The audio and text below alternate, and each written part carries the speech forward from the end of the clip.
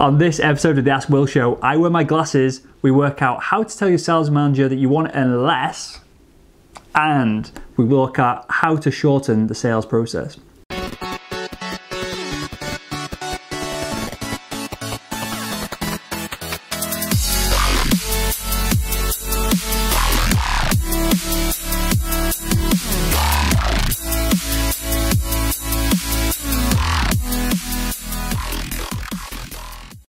Hey, and welcome to episode number 4 of the Ask Will Show, the only sales Q&A show where you ask yourselves questions and I just simply answer them. So we're on episode 4. Great news in that the first 3 episodes, without much promotion on our side really, we didn't really pump it out on Facebook, on salesman.red or blog or anything. We've already had a couple of hundred views and loads of comments and likes on them, so that's awesome. Keep the likes and comments coming in.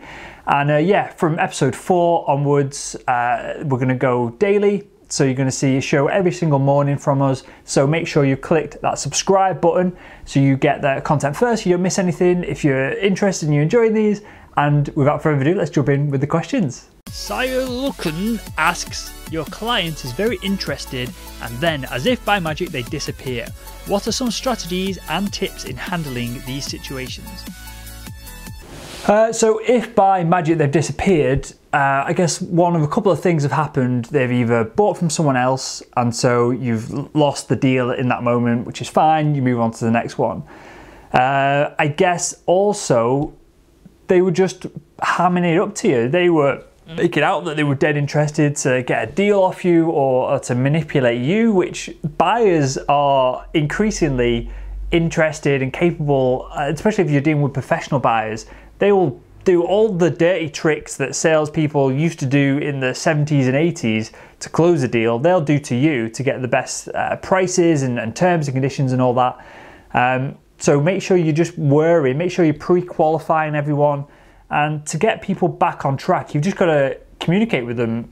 So it sounds like you're not following up regularly. You're not keeping in top of the frame of mind for them if it's a longer B2B purchase. And yeah, you've also got to, and this is something I struggled with, you've got to be able to let things go. So once you've lost that deal, keep people in your database and you should have some kind of CRM system. Keep following up, but don't waste time on them. Waste or spend time on the low-hanging fruit, which every salesperson has, and go after them first. Little Boss Ponce 4 asks, what if you receive an inbound call and you try to build rapport with the customer, but they keep giving you the uninterested vibe? So this is similar to the question before that. If you're finding someone is uninterested, it could be that they're just a professional buyer. They've been trained to act uninterested to get a good deal out of you for whatever reason. And we'll probably see the same thing happening with buyers that happen with salespeople, where they started using all these weird manipulation and influence tactics, salespeople in the 70s, 80s, and then it turned into more of a consultative sell. And again, that's evolving even further now in that the modern salesperson in the internet age has to use the tactics of internet selling, which is becoming an expert and having people want to buy from them specifically. Buyers will probably go through the same kind of evolution.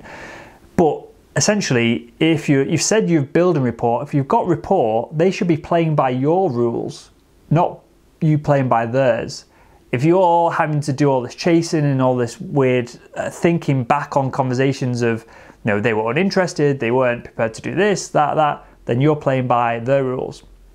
So to move forward, you need to, one, again, I love these lists and these finger taps for whatever reason, but one, you need to make sure that the leads that are coming in inbound, they are genuine leads. So marketing will be, their commissions will be based on, or their bonuses and that will be based on throwing as much just shit at you as possible. You have to decipher what's good, what's bad. And if someone's acting uninterested, it might be that their boss has asked them to just find 10 supplies for the product that you're supplying. They don't really care about the deal, they're not a decision maker, and they are just making a list. So you need to find out if they're the decision maker. If not, you need to spend your time more wisely and either get above them to who is really doing the deal, or you need to suss out where they stand and if they're going to buy. If they're not going to buy, ditch them, dump the customer. Learn It Fast asks, how can I tell my sales manager I'm happy earning 60k a year? It allows me to save and do everything I want to do. when he is pushing me to work longer hours and hit 100k? Do you know what? This is probably the best question that's come on the show so far. And you've probably got your head screwed on totally the right way here in knowing how much you want to earn and working backwards from that to suss out, the career in sales is the right place to be. If your sales manager, well, look, there's, again, multiple ways of looking at this. If your target, when you hit it and you're 100%, so you're taking everything from the boss's side of what they want and what they need from a salesperson. If you're at 60 grand then and you're happy, then you need to explain to your boss and that is where you're at. And if you're hitting 100% and everyone else in the company did, it means that the company would be hitting their targets and everyone would be happy. So it's not a problem. If you're happy at 60k and you're only at 50% of target, then that has, whether you like it or not, a knock-on effect on the rest of the business. If everyone is only hitting 50%, they're not going to have the turnover to pay all the staff, and that would lead to layoffs or downsizing or shifts or hiring more salespeople, and so you're shooting yourself in the foot a little bit there. So the ways to look at it are, you've got to either change job so that you get the 60%, perhaps you need to work less. You get the 60k at 100%, but you need to work less hours. Or you need to up your game a little bit and suss out how you can get that 100k, if you enjoy the job and you want to stay there, how you can get that 100k without killing yourself, because it seems like you've got your life-work balance kind of sorted, and then just invest the rest of it and try and retire slightly early. I would definitely put in, 10 more hours a week, or a couple of extra hours a day, if that meant in the long run I could retire 10 years early, because I think this is something that salespeople are severely lacking. It's not all about the bling and the watches and the cars. Sales is the best job in the world for acquiring money quickly with little risk. It's not like you've been an entrepreneur and you've got you've got massive debts and you've got partners on board and you can be sued. You can build, a good salesperson can bring in 100k, 250k, depending on the company and the circumstance, save a crap load of it, and then retire early. And that's what I'm doing, and that's what I pitch to people who ask me about money as well. bmurph24 asks, one issue that is becoming common is the length of the sales process.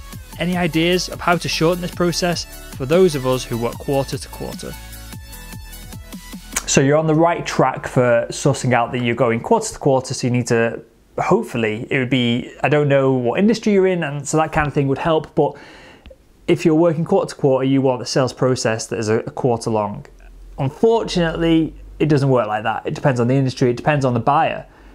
If you're pushing someone to close quicker, all that's going to happen is you're going to have more returns, more unhappy customers, and more buyer's remorse. So point one, again, back to the list, you've got to go with whatever the customer wants. If it takes them a year to close this big complex deal, then fine. You've just got to budget that within your sales process so that every quarter you know that you've got one big deal, or whatever numbers you've got to achieve, you've got that sorted. For making it shorter, you can do that by more follow-up, more prompt follow-up, and by getting to the decision maker quicker. They're probably the quickest ways to do it. If you're not dealing with the decision maker, then everything you do goes probably in an email to the decision maker.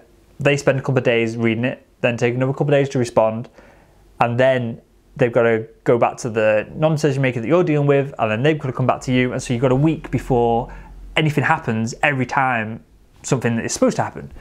If you're dealing with the decision maker themselves and you're dealing with them on the phone, so I'm a big fan of the phone and using it to close deals, not so much for prospecting anymore perhaps, but you've got that direct response, yes, I will do this. Then you just ask them, will you be able to get this done by Thursday?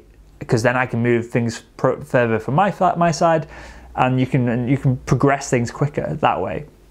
So depending, you've got to suss out who you're dealing with, and then you've got to deal with them directly and ask them for time responsibilities and get them to nail it on the head.